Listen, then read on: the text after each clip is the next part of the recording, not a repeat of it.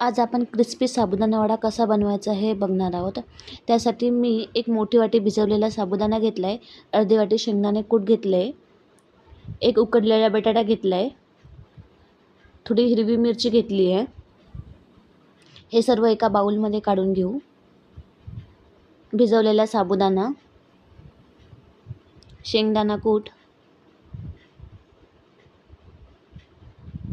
हिरवी मिरची,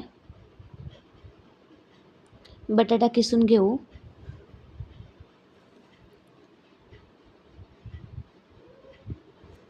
चवीनुसार मीठ टाकू। हे सर्व मिक्स करून घेऊ। मिक्स करून झालं, आता 15 मिनटं झाकून ठेवू। 15 मिनटानंतर अशा पद्धतीने छोटे छोटे साबुदाणे वडे बनवून घेऊ।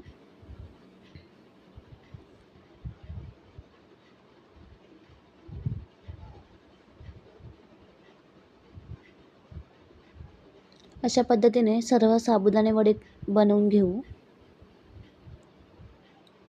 सर्व साबुदाणे वडे बनवून झालेत। आता कढईमध्ये साबुदाणा वडा तळायला तेल ठेवू।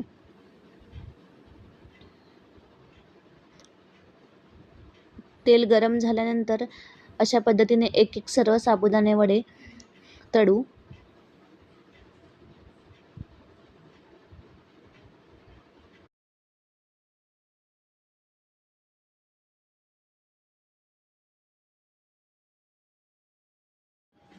छान लाल होईपर्यंत साबुदाणे वडे तळून घ्यायचे।